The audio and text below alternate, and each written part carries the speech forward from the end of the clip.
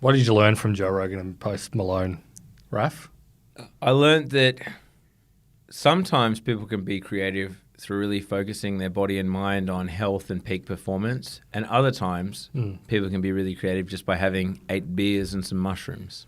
Who was on which side of that argument? Well, no, that's what Joe basically said. Right, okay. He's like, sometimes we're all about, health and keeping your mind focused, but, sometimes like you.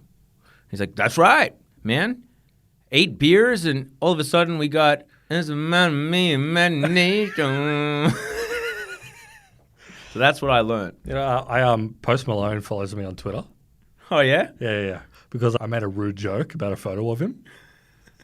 And he hit follow. And he obviously, well, I think he got a few retweets or whatever. And he saw it and he replied, I can't remember what he replied. He replied something to it, which was kind of like, ha, ha, ha.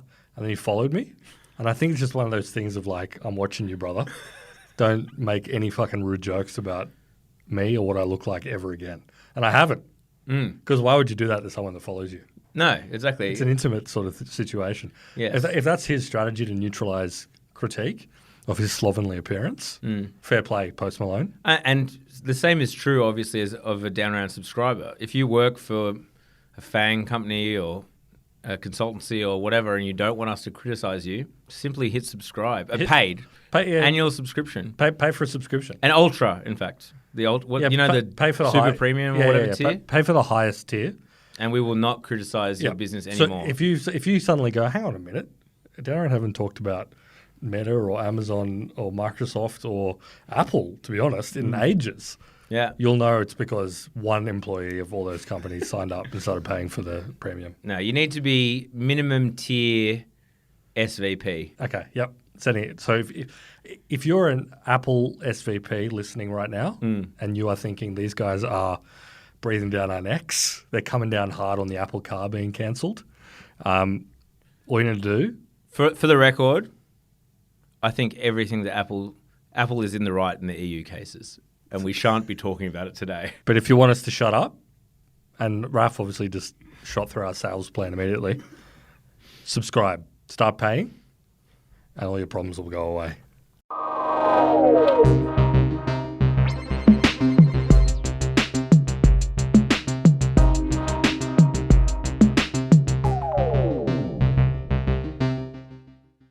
But there's one company that we will always have our eye on. Oracle. Larry Ellison, we're coming for you, brother. Unless, as mentioned before, you sign up.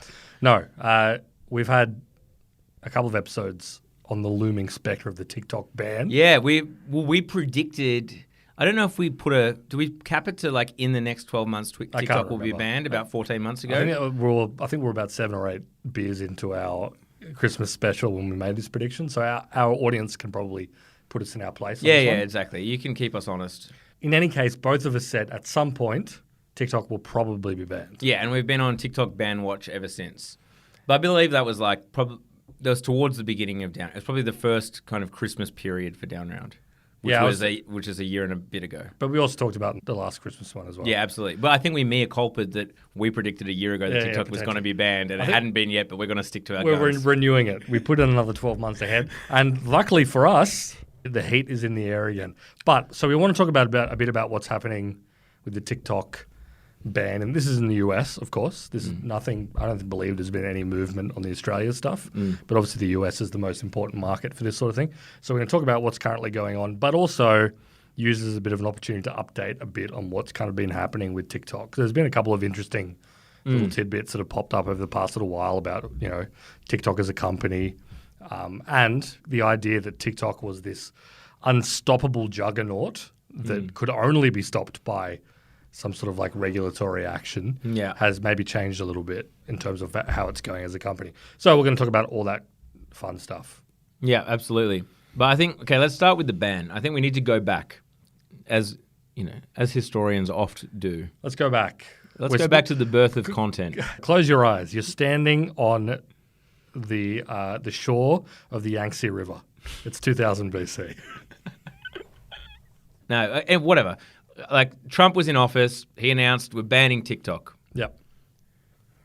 It's time to get this Chinese propaganda. I mean, I actually don't really know his reasons. I assume it was China related. Yeah, it was China. I mean, at the end of the day, all the arguments about TikTok, and you know this, this is not a newsflash, an outgrowing of like the geopolitical struggle between America and China. Yeah. We've talked about it so many times on Down Round, the idea that China has been a manufacturing superpower for a very long time. Now there are sort of, and have been for a while, geopolitical conflict between China and the US. But on the technological front, there's been a huge advance over the past decade where China is kind of moving into areas where the US has traditionally High-tech. done really well. High-tech and like information technology, like content, distribution, marketing, all these kind of things, China's gigantic tech market has been doing better at. Yeah. And free trade is only good as long as the dominant power is able to exploit that. Economic decoupling is the word of the day. Anyway, in that context, everyone knows rise of TikTok, blah, blah, blah. Trump was like, we're banning TikTok unless you reach some kind of agreement, ideally to be bought by an American business. My preferred is Oracle because Larry Ellison, former head of Oracle, big Trump donor. That didn't happen. No. Didn't happen. However, some things did happen. Yeah, and this is worth talking about because a lot of people Trump clearly lost interest in it. Yeah. I think it's one of the big things. You know, as we know, during the Trump presidency, he would sort of ping-pong between stuff and have fixations and then forget about them and move on to something else. Maybe things will be different in Trump round 2, which seems to be happening. But a lot of people did. They were kind of like, oh, okay, I guess the TikTok thing was resolved. It's still available and I can still watch it, so whatever. Yeah. But things did actually happen. And what happened, Raf? What happened was that TikTok announced a partnership with Oracle where they would move all US user data to Oracle servers based in the US. They also, and like this is all pretty hectic, like this is pretty big steps. It's kind of underreported. But Oracle have full rights to audit TikTok's source code, which is for tech companies, your source code is kind of, that's like if it was like Harry Potter or whatever, it would be in that bank with the racist goblins or whatever, right? Just trying to give a metaphor That's so true. that people would understand. Simile. So a company's source code, the goblins in Harry Potter, They'd be protecting the source code. They'd be looking after that in the back, and every Down Round subscriber is like, oh fuck yes, now I get it. No, but source code is highly private, right? It's private, just like the the goblins in Harry Potter, Yeah, exactly. like the gold they have. Exactly. It's very private stuff. Yeah, well, who knows what they got in there? That's the whole point. Okay. Same as the source code. So Oracle set up a dedicated transparency center on behalf of their client, TikTok. That is to say, TikTok moved all of their US data to Oracle and also gave Oracle, in their dedicated transparency center, which was set up for TikTok, access to their source code, access to their moderation policies and guidelines. And Oracle have a bunch of people sitting there on computers. Apparently there was many arguments over the placement of cameras in this transparency center because TikTok were like, yes, we're going to open our books and you can audit our code, but we want a camera looking at every single employee. There were negotiations back and forth because Oracle were like, we don't want you to be able to see them typing in their passwords, and they came to some kind of agreement on the angle of the camera that is on. I mean, imagine working in there. Oh yeah, in the TikTok Oracle Transparency Center. Yeah, one of the most evil buildings on planet Earth. And like so TikTok is paying for all of this, obviously. Like They are paying Oracle to host, both to host and for the privilege of being able to look at their source code. Of being audited. Because again, the solution here was, and it didn't please everyone, as we're going to talk about with the current kerfuffle. But the idea was, we don't like the idea that TikTok's data and all the stuff that American kids are uploading to TikTok and whatever is sitting on some Chinese server farm. Yeah, and China has different data privacy laws, obviously, than... There is a law in China that, this is incredibly oversimplifying, but the idea that the government can basically audit in the interest of national security what's going on with the company data that within China's borders. But yeah, point being, that's basically the current situation. As you can imagine, that relationship is a little fraught, where allegedly, as far as Oracle is concerned, they feel like they're basically a counterintelligence operation and whatnot. TikTok feel like Oracle basically just pile on as many complexities as possible in order to charge lots of money, because like once again to reiterate, TikTok have to pay Oracle to provide this service of auditing. $1 billion a year, I think, is the... Around $1 billion is the number. And bearing in mind that Oracle make a revenue of around $18 billion on their cloud infrastructure services. So this is a boon for Oracle that basically TikTok has been forced to pay them $1 billion a year in order to... continue operating in the US. Yeah, exactly. That's basically what's happening. It's a little... Well, you can take from it what you want, how that looks. However, this is not enough, evidently. Yeah, no, because again, as you said, like for a lot of people, it was like, oh, that problem seemed to have been resolved when Trump lost interest in it. This was kind of the solution. This idea that, all right, if we host it all with a nice American company, because remember there was the discussion of like maybe Oracle just could acquire them. Maybe Microsoft was going to acquire them. Like ByteDance could divest, but it was always going to be complicated because, you know, this is one of ByteDance's important businesses, and they have Douyin, which is also like the same as TikTok except with some like China-specific features and content. So it's like, how could you divest while sort of like maintaining the integrity of that business? It was always going to be a really complicated thing. Plus the fact of like no one wanted to have TikTok, right? Yeah. It seemed like there was the cost, like plus the fact, like the idea of Oracle owning TikTok, as I think we've talked about in the podcast, is demented. Yeah. They're not a consumer business at all. No, they're like a hardware server business, really. They're a hardware and database business that is, you know, one of the biggest software businesses on the planet, but have no expertise in this stuff. And companies like Microsoft, again, they have some consumer businesses. Xbox, which we've talked about a couple of times, is...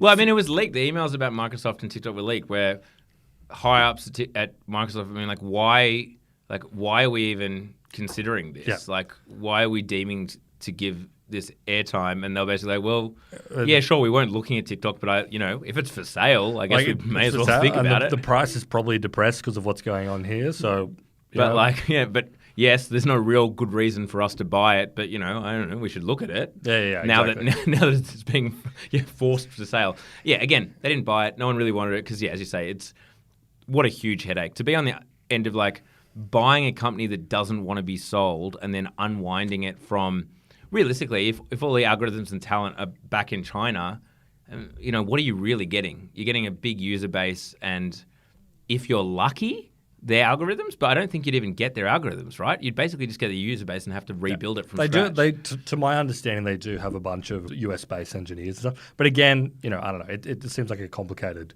game. And, you know, TikTok globally has sort of historically been run out of Singapore with the Singaporean CEO, whose name eludes me at the moment. Even though they have sort of TikTok has become, in practice, America-based, there's still like a strong Asian component to like its management and the way it's run.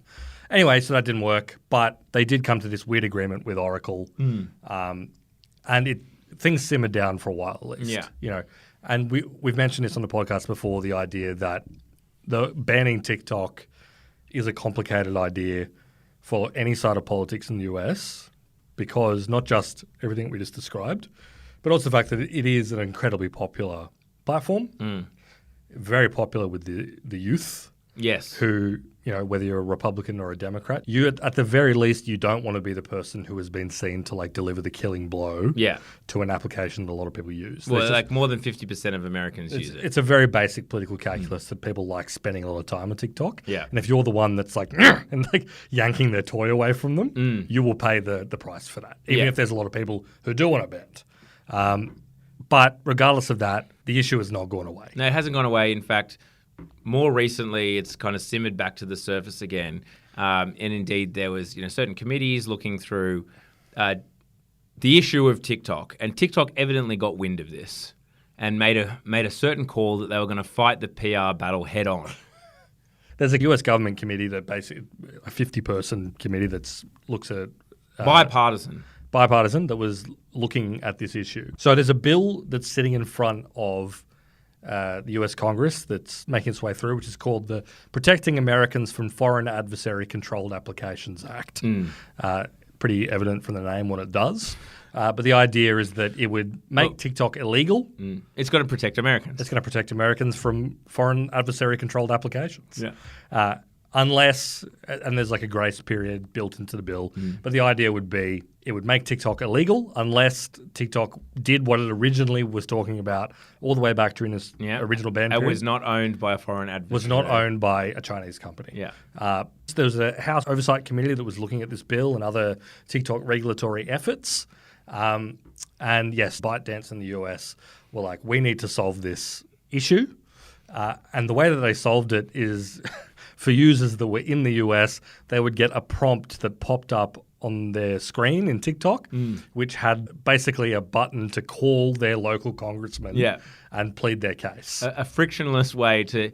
They were like, TikTok's being banned. Save TikTok, basically. Save TikTok. And press here to call your local representative. And by all accounts, people did. Yes, there's been like sounds like the information. A bunch of other places have reported that congressmen's offices across the US were inundated by calls from TikTok users begging them not to take down their app. It was basically like a physical DDoS. Basically, I am certainly not a crisis PR expert. I've never run a major PR influence campaign for any company. I would say that this was not the best idea. Well, I mean, the fact that within 24 hours that committee had just basically all 50 people agreed, like, push it through this bill now. 50-0 said we need to run this bill at the moment. I mean, this comes back to the fact, even though technically some of the problem has been addressed by this partnership with Oracle, but the vibes are still wrong. Well, this is what I want to get to, though. Like, it's still actually never been said aloud what TikTok has done wrong. Like, how is this protecting the United States? Yeah. And there, don't get me wrong, there are vibes and there are implications and whatnot, but no one in this committee, no one in all the op-eds or whatever have pointed to a specific instance where they say, in this particular instance, here's what TikTok did to influence Americans one way or another. And don't get me wrong, like, there's been definitely like instances of like weird NBA team owners saying certain things about China, and all of a sudden when you search for that team on TikTok, that team doesn't come up or whatever. Certain search terms don't come up. But like, I haven't heard any politicians like pointing to anything like this. No, and I think the best example I think you can give as to at least what they're relying on, like however valid you think it might be. And I think this is one of the key reasons that it sort of thrusts itself back into the discourse, because this was talked about a lot on, US news and among US politicians, is basically the war in Gaza.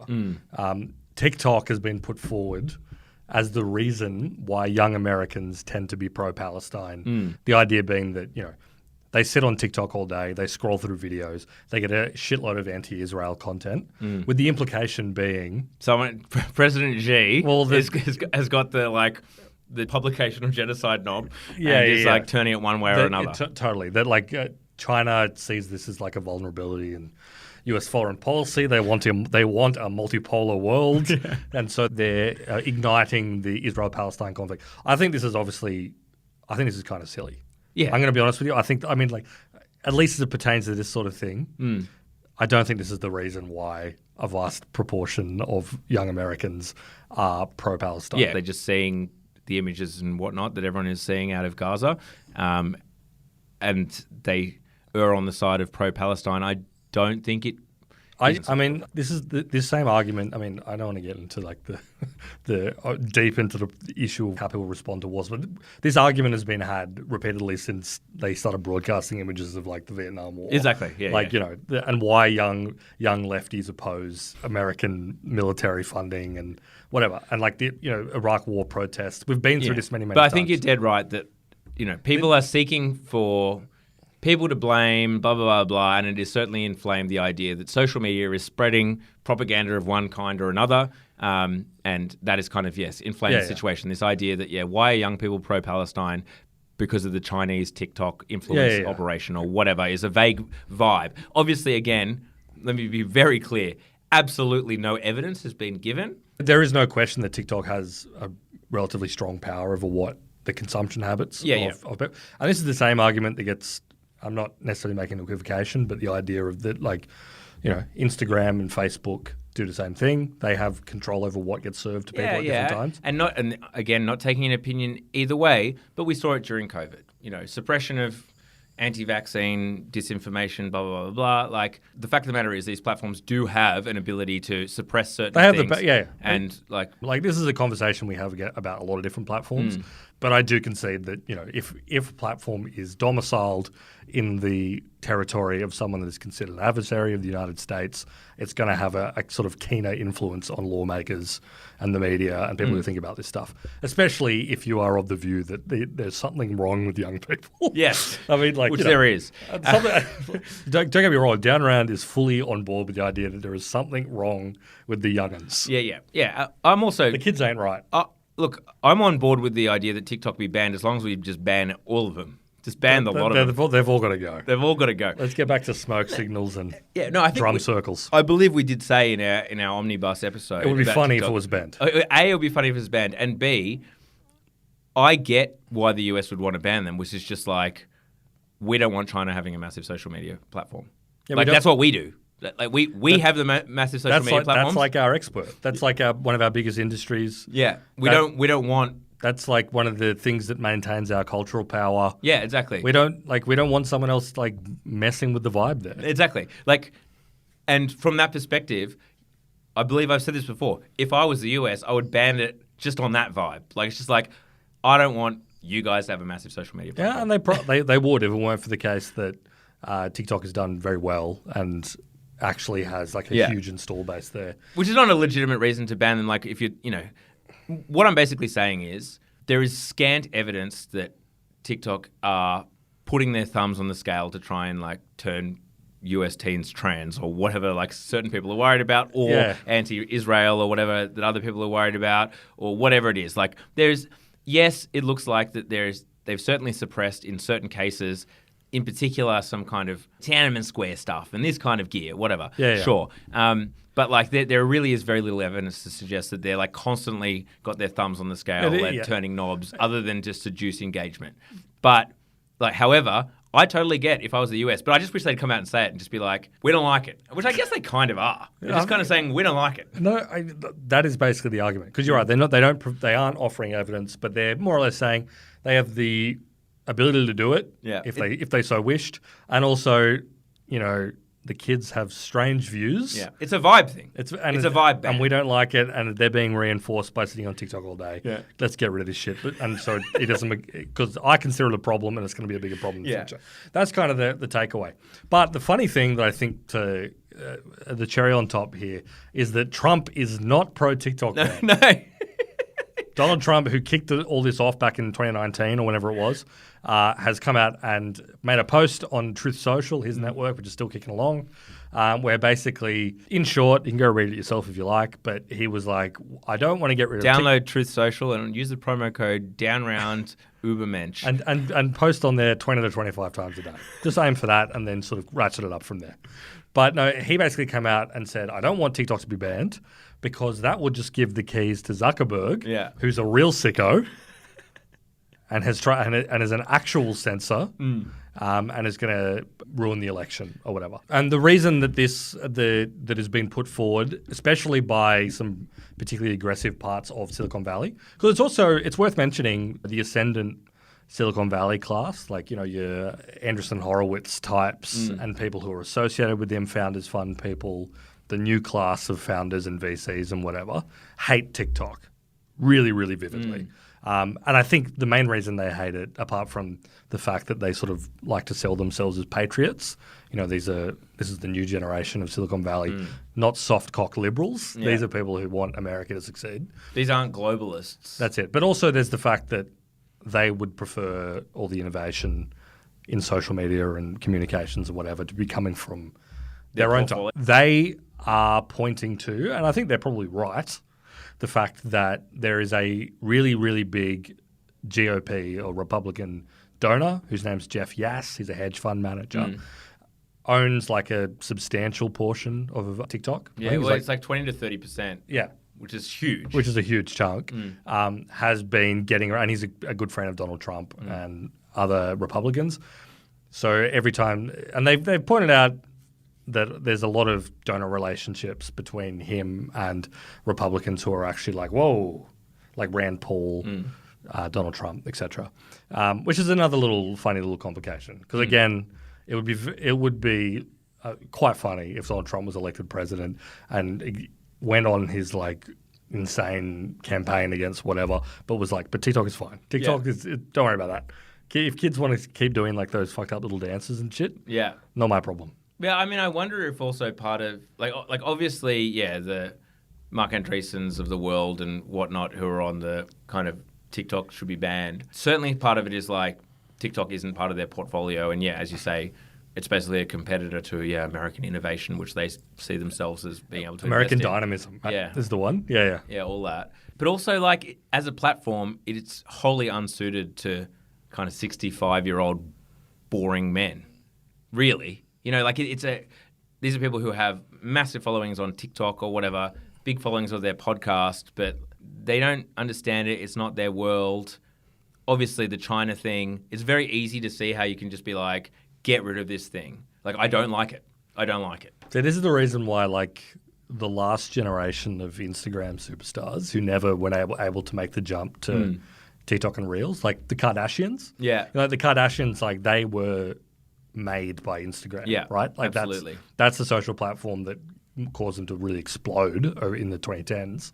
They haven't really made the jump to TikTok very well, and you see their posts on there, and it's like, I don't think you quite get what the kids are into these days. Yeah. They should be coming out ban it, get rid of it.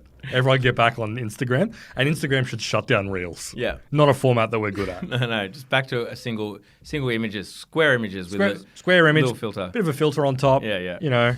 But there are other headwinds at TikTok. That's the other thing. So the explosive growth has slowed down. Yeah. So this is the ironic thing as they're talking about TikTok being this sort of like octopus that's putting its tentacles through all of American life. TikTok is actually leveling off in growth.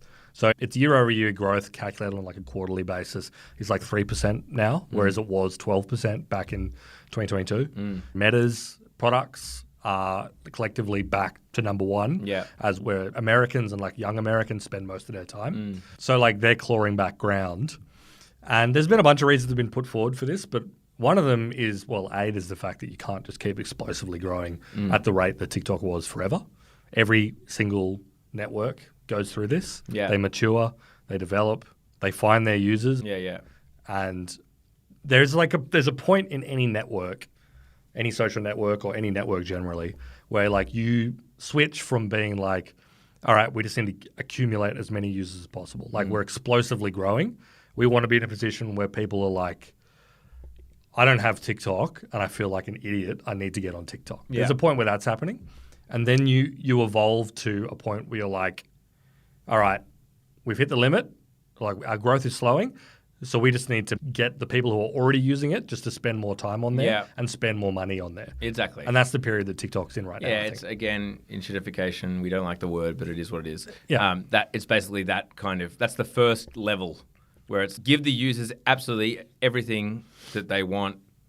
Now, when that levels off, it's get them addicted. Monetize as hard as possible. Start getting your average revenue per user up. Which is why, if you're a TikTok user, you would have noticed. In Australia, you wouldn't have noticed the TikTok shop stuff because it's pretty minimal here. In America, they are noticing that, the e-commerce buying function of TikTok, but also the things they're trying to become YouTube. They want you to watch not just 30-second or 60-second videos, but they want you to sit down and watch a 10-minute video. Yeah. Where you literally turn your phone on the side rather than doing the portrait thing and watch a normal video. Because, they're like, all right, we've got our audience, which is still going to keep growing, but certainly not as fast as it used to, and we just need to have. Well, they're trying everything. Yeah, live bits Twitch-like experience. Unclear how successful that has been. It certainly feels to me that a few months ago, probably more, 6 months ago or so, you would get push lives constantly, and I feel like I don't see them as much. I'm not a huge TikTok user. I have to admit. From the time that I use it, you get served lives a lot less. I think a lot of it was just because TikTok lives. There was a real pervert contingent where there were people that loved that stuff, and from what I've heard, they were making quite a bit of revenue from it, like TikTok, but also the people using it. But I think it kind of has a specific niche And like you can listen to our Twitch episode and our other live. Yeah. Well, it doesn't really fit it with the format of swiping constantly. Well, that's Like it. I watch people, I caught the train this morning here because we're in the friggin' city and parking. I drive sometimes, but I've always parked illegally, basically. And that's what they do to you. This is what the system does to you. It makes you into an animal. It forces reduces you. man into an animal. Exactly. Where you knowingly park somewhere for more than the time limit. Anyway, and I was watching. I do this. I'm a flaneur. I was watching. I just look around. I'm listening to a podcast, so I don't need to be glued to my phone. And everyone's on TikTok, right? Like everyone's freaking scrolling TikTok, Yeah. or Reels, but fair bit of TikTok. And people really spend a second on. They're scrolling. Like it's got to capture you within a second, or you are scrolling past that piece of content. Like that's not really conducive to like a live stream, right? When people at any one time, it's like so frictionless to move on. Yeah, I actually don't know how TikTok solves it. Because like the entire engine they've built, which is a genius engine and has like rapidly remade the world in the space of a couple of years, is the world where like, you scroll. And if something doesn't grab you in the first 0.5 seconds, you keep swiping. Or the dopamine that's pumping in your head just like reduces by 1.5% because someone has taken a breath between talking. Bang, I'm off. See you later, buddy. Not good enough. You had your shot. But yeah, like the whole process of like, okay, I'm doing that. And then I see a live happening, which they used to serve to you relative like, I don't know what the formula was, but it seemed to be like once every, 10 to 15 swipes, or maybe a little bit less, and stop, tap on it to enter the live, watch that for God knows how long. I buy bits and start Potentially, donating and shit. Potentially pay them money, start donating them shit, and then be like, all right, see you later. I'm going to jump back on the carousel. Yeah, it feels unnatural. Or like, at least YouTube has a completely different consumption method, which is like the autoplay system, right? You'll watch a video and you're doing something else.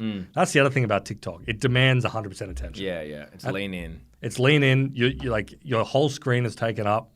Comments are like you need to tap and get out of it to whatever.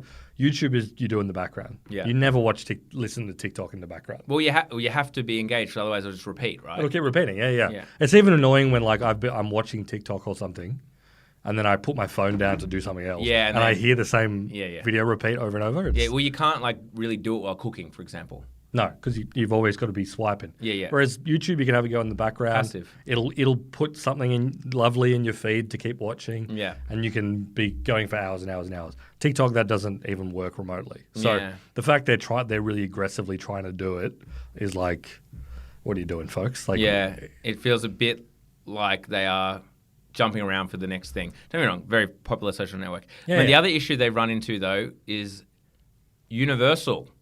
Oh yeah, I feel like every platform hits the Universal kind of battle at some point. They are aggressive and litigious. Universal Music, we're talking about. We didn't talk about this at the time. It was like a month ago, but we may as well talk about it now. Which is that they've been in a battle with Universal Music about songs being available on the platform. Royalties. To attach to your video, royalties. They had a royalty deal, and Universal pulled out. And the stated reason for Universal pulling out was AI. Basically, they said at the time when they announced that all their music was being pulled, and what that means in practice is that people can't put Universal songs on their TikToks, and also any song TikToks that already exist in this vast library that have Universal songs are muted, including both the song and like what people were saying or doing in the video, just completely muted. Which is obviously crazy, like people doing dances to nothing. It's just piece to camera. But Universal, within the music scene, there was obviously a bunch of artists who were particularly like, who use TikTok a lot, who are Universal Music artists, who were a bit unhappy with this. I mean, this happened before with YouTube, with Universal basically kicked up a stink about the... You experienced it firsthand. I did. Like a version that I was in, that got taken down from YouTube, and it was pretty popular. I had, hundreds of thousands of views, and it was taken down from YouTube for a couple of years until, I believe, or a year and a half or so, until that was resolved, that issue between Universal and YouTube. I mean, for clarification, I'm signed to Sony, I was, sorry. I'm no longer signed to Sony as a record label, but I am still currently signed as a Universal Music Publishing artist. Yep. So everything I say here, they own 50% of. That's not true. This is not music. I do not owe you anything for... So all the stuff Raf I've got to said check about my China, contract. all the stuff Raf said about China being a blameless actor in global affairs, Universal endorses 50% of that. Well, but actually, so with regards to the TikTok situation, AI stuff, but also royalty disagreement, blah, blah, blah. It started with Universal, people who were signed to Universal as a record label, and has now moved on to people who were signed to Universal Music Publishing. And Universal Music Publishing, as in songwriting, that's we're not going to get to the ins and outs of how record deals work. Universal have around 20 to 30% of all published music they own the rights to, including everything that I've ever done and will continue to do.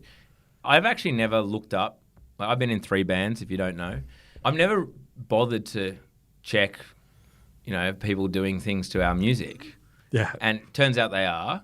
And it wasn't as they're going through the process of removing. And looking at like the different bands I'm in, I don't know how this is happening, and this is now pure speculation, but the most popular songs are gone. They're nowhere to be seen. Some of them have like, this song was used in 66 videos, and there's like no videos there, or like 1 or 2 videos there, or it's weird. But then the least popular of the music that I've released still seems to be there. Yeah, exactly. And you don't need to look it up yourself, but we had a look through at Raf's music catalogue and the kind of videos that people are attaching to his songs. And can I just say... The least popular ones. The least popular, sorry, just to clarify, the least popular music on the albums he's put out. I'm going to put it out there. These were not banger viral videos. No, they were not. These had 12 likes, generously. But, it's interesting because, TikTok is a huge growth engine for music now. Yeah. And it's one way that, on the one hand, labels love their artists to be on TikTok, shooting TikToks, growing on TikTok. Well, they will sign artists based on their TikTok following, Yeah. And they'll tell sign artists like, hey, you need to be posting. Yeah, absolutely. You need to be posting on there all the time. So there's that. It's making artists huge. It's feeding a whole new generation of whatever. But on the other hand, it is kind of like the battle they have with streaming services, where it's about royalties and cuts and things like that. But there's sort of an added layer on top of that where it's like, I think the major labels understand kind of where they're at with Spotify. Spotify hands over the vast majority of its revenue to the labels, and then some of that trickles down to the artists. A small stipend. Listen to the music episode if you want to hear more about that stuff. Hear more sounding off on that topic. But I think they understand what's kind of going on there, and I think Spotify are relatively clear about what's happening. Spotify definitely don't want to piss the labels off. No, the labels are generally okay with Spotify, is my understanding, despite the fact that Spotify doesn't pay. It's probably one of the worst streaming services, if you exclude YouTube and whatnot, for royalties, because labels' catalogs are so massive that on aggregate they make heaps of money. They're just absorbing rents basically. Whereas TikTok is a bit weirder. On the one hand, because it's sort of abnormal the way it's monetized, but secondarily, there's the fact that I don't think TikTok is that trustworthy an actor in what it does. And this was where the AI stuff kind of came into it, where it was like TikTok wants to build like an AI music generation engine where people can sort of make their own music to appear over video clips. That's sort of beyond the sort of stuff Spotify would do. Yeah. This is just one reason, and to a level to it, it's probably an excuse. But you can definitely see them being like, whoa, okay. Is your long-term plan to sort of reduce the cost of our product to zero, essentially, by making it make people generate their own songs, which then get shared around and put in other videos. So I kind of get it on that level.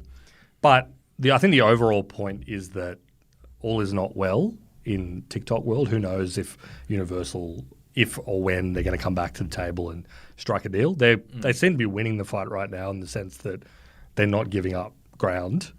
Yeah, it's funny how it's such a replay of the YouTube thing, because artists, as you can imagine, who, especially if you had videos with lots of views on YouTube, were really annoyed at the time that Universal took them off YouTube, but Universal held strong, and in the end they did seem to negotiate a better rights deal. The same is true here. I think there's a lot of Universal artists who are probably pretty annoyed. However, I mean, it's a weirder one with TikTok, as you say, because this isn't real. Like the problem with YouTube is that people were using it as a streaming platform, right? That was like people's number one way to consume music. They were just using it to listen to music, and the record labels weren't getting royalties from people listening to that music. So it's kind of like, okay, Yeah. you can see why a label would be annoyed. Here, where it's like little 30-second snippets, it feels a bit like, are people choosing to watch a TikTok to listen to the music, like as opposed to going and listening on Apple Music or Spotify? Yeah, I don't think so. Because No. in fact, if you go to any like major artist that sort of puts their music out through TikTok first, which is kind of a lot of the pipeline now, like they'll put out a 30-second clip and attached to videos, and then let people do their own remixes and and then but if once they do that, you look at the comments and there's just like, it's like the new Come to Brazil is like, when Spotify, like when is this coming on Spotify, when are you releasing this? Yeah. And often they take fucking ages. Yeah. Like there's a real like dangling the carrot I remember thing. I was waiting forever for Island Boys to come out. Oh yeah? Finally it did. And I'm an island boy. It's a huge tune. Yeah, it really is a marketing engine, but at the same time, Universal, and I assume the other labels to a certain degree are probably looking at that and being like, you're still profiting hugely. Like your platform wouldn't work. Like TikTok would not work if there was no commercially available music as a platform. Yeah. Just by nature of how it grew, it came out of that Musical.ly platform. I just don't think it would work. So I would say like 85% of videos you see on TikTok have like some sort of like commercial soundtrack. Yeah, as I've said before, one of the beauties of TikTok is it makes the user more creative than they actually are in a lot of ways, or at least it enables you to be much more creative than you would be if you just opened up Final Cut or Adobe Premiere, right? Because it's got all these kind of suggestions and effects and everything at your disposal ready to just be like, we will help you make this good. Like, we're going to make your video good. Obviously, when you look at some of the Meeting Tree's less popular tracks and the videos that go along with them, it doesn't work all the time. But you know what I mean? And I've always said, like, Cards Against Humanity is the perfect game because it makes people funny. You don't actually have to be funny. You're picking from a bunch of options to say something. Like, it makes you funny and creative and everyone laughs and you get the feeling of being an artist and a comedian or whatever through, like, putting a bunch of cards together. Yeah. Like, TikTok kind of is in that same way, right? Like, it makes your content better and makes you creative. And you're right. Like, without a banger behind it, it's a bit harder to... Maybe it's a bit harder. But yeah, so all this stuff is going on where it's just like, and this is not a specifically TikTok problem, but there's growing pains. They're growing and slowing down. They need to find engagement. Their stakeholders are up their arse about various things. And realistically, if it's 166 days, by the time this episode is out, we could be 166-day countdown. Yeah, maybe. I mean, I think there's still a few more things for them to do on that front, because this is just the committee and then putting it through and what have you. So there's this. I'm feeling pretty good about maybe it will get banned or like at least go through the process. Yeah. And the other thing that I would point out as sort of like a last point is that, you know, we've kind of talked a little bit about Reels as being like the play on the part of Meta and Zuckerberg to be like, we've got something ready to go. Yeah. But it is growing. It is growing. It's growing really strongly. And they're monetizing it pretty well as well. They're monetizing it well. One thing I will say is that, like, as awful as TikTok often is and can be, Reels is just like a psycho wasteland. Oh. You look at the comment section on any Reel and you're just like, Jesus Christ. It's like in much the same way as like the Facebook comment section or anything. It's really just like the amalgamated mass of humanity in a bad way. Yeah. And I should say YouTube Shorts is seemingly, they've been pushing it hard. I don't know how successful it is because, unfortunately, despite the fact that it's in massive contradiction to SEC regulations, Google does not split out most of YouTube's business, despite the fact legally they're obliged to. However... Are you listening? Are you listening to us, YouTube? Gary Gensler? Yeah, and also the top brass at YouTube. And let me just say, we're going to keep talking about that unless one of the 50,000 VPs that work at Google subscribes to the Down Round podcast. In which case, I will shut up about your SEC regulation violations. Guaranteed. If I don't spat off about this next week, just know that there's an SVP at Google who's probably in charge of the woke. The woke stuff, they pulled the trigger. And great to have you on board.